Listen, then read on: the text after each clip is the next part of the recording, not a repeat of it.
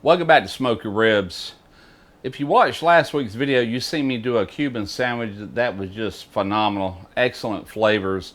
Well, I'm kind of on a sandwich kick right now, and I'm going to show you another excellent sandwich, and it's a BLT. You all know what bacon, lettuce, and tomato sandwich is about. My mother used to prepare that every Sunday when I was growing up back in the 60s. We'd be watching Bananas on TV, and you can smell that bacon cooking in the air.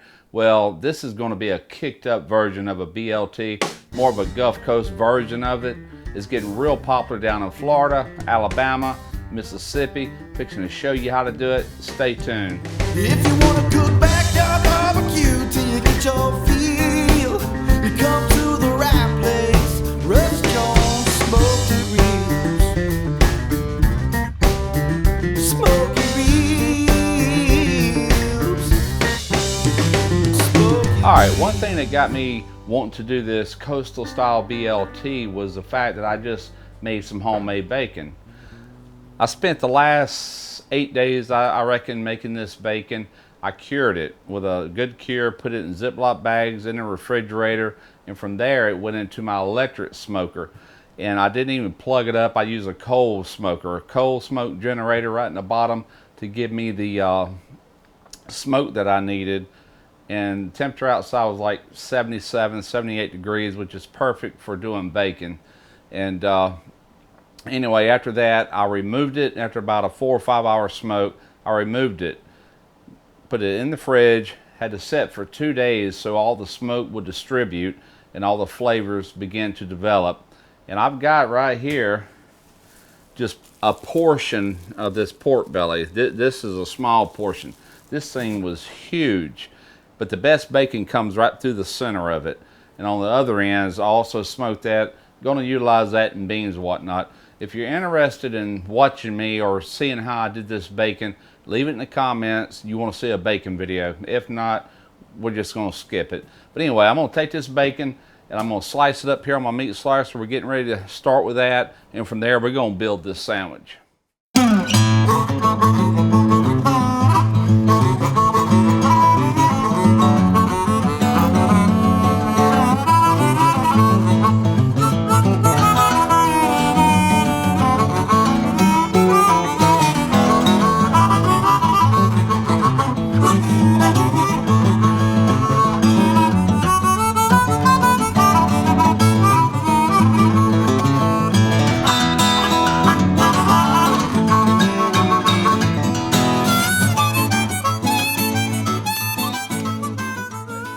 What I'm doing now, because I want this to refrigerate and marry up some, is I'm taking just mayo. Use your favorite mayo.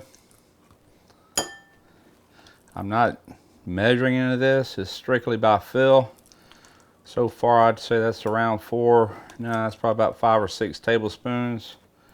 And that's going to be more than enough for what we're doing here today. All right.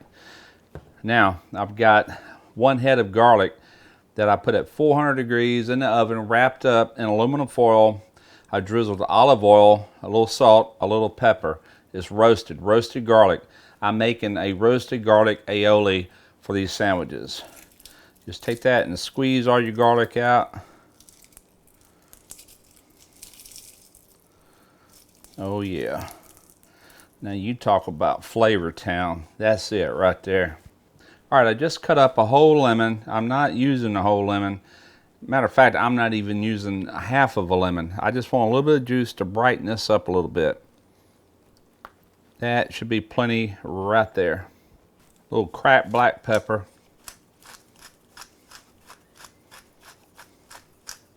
All right, I'm just gonna mash this garlic in good. I'm gonna give this a really good mix. You could take an immersion blender if you got one. I do have one, but it's really not needed. This garlic is completely roasted. It's gonna come apart as I'm working this. And I don't mind the chunks, to be honest with you. Kind of like that.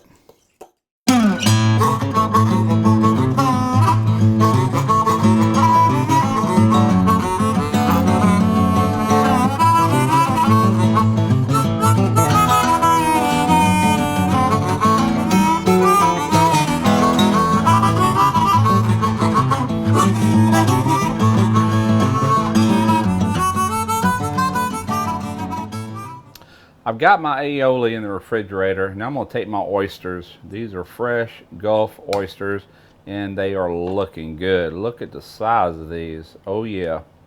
These are going to fry up really nice. Now I'm going to let these marinate for around an hour in buttermilk. Just cover them in buttermilk. Now I'm going to take the frog bone Cajun pepper sauce. Oh yeah. I love the frog bone. I'm going to give it a good dose of that.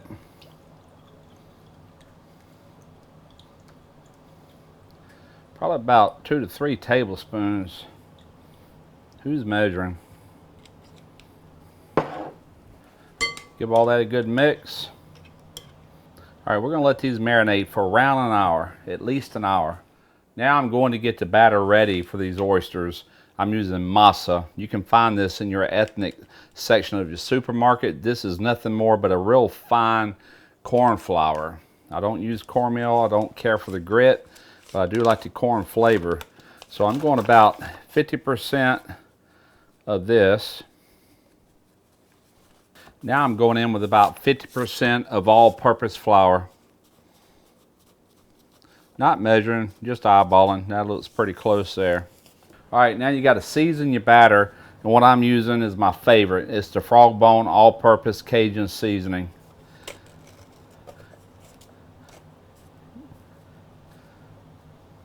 I just eyeball this as well. Probably end up with about a tablespoon and a half to 2 tablespoons of seasoning. That should be good. All right, so take your whisk and mix all this in really thoroughly. You want the corn flour to mix in with the all-purpose flour along with the frog bone all-purpose seasoning. You want to incorporate everything really well. I took my oysters out of the refrigerator. They've been going marinating, I don't know, around an hour and 10 minutes. That's plenty long enough. Now I'm just simply putting them in this flour and corn flour mixture along with the frog bone. Get a really good coating on that. Shake off your excess.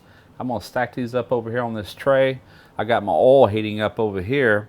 When it hits 350 degrees, which I'm at 310 right now, we're going to start frying. All right, my oil is good and hot. We're going to remove this thermometer here. Let's drop these puppies in. Just want to cook them about 3 minutes till they're golden brown. All right, we're going to go ahead and remove these. This batch is done. Now in with our second batch.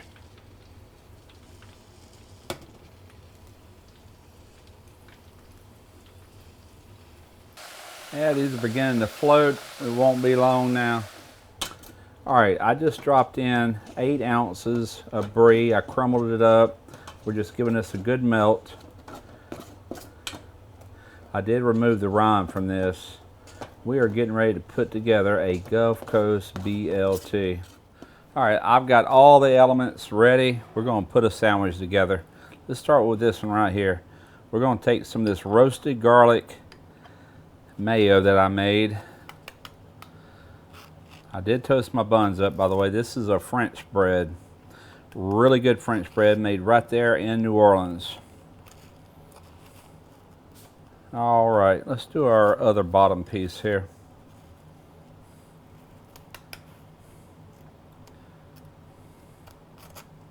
We're going to take some of the shredded lettuce. We're just going to layer some right here on the bottom.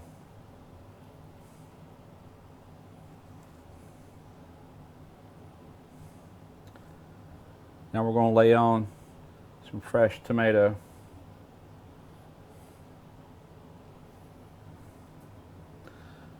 A little piece of slice there.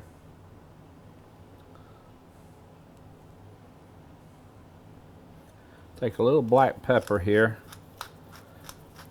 Normally I would salt my tomatoes, but since we're adding bacon on top, that's going to provide plenty of salt.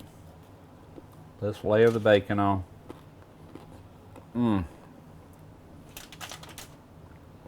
I just took a bite. This bacon is absolutely killer. Lots and lots of bacon. That's what I'm talking about. Adding on some of this melted brie. I don't know if you ever had brie. This has got such an awesome flavor. It's a real mild, but oh, it's so good. Last but not least, we're going on with the fried oysters.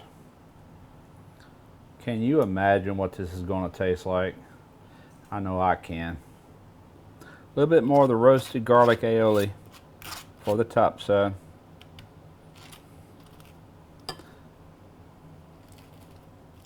Well, I couldn't wait. As you can see, I done took about 4 bites out of this thing.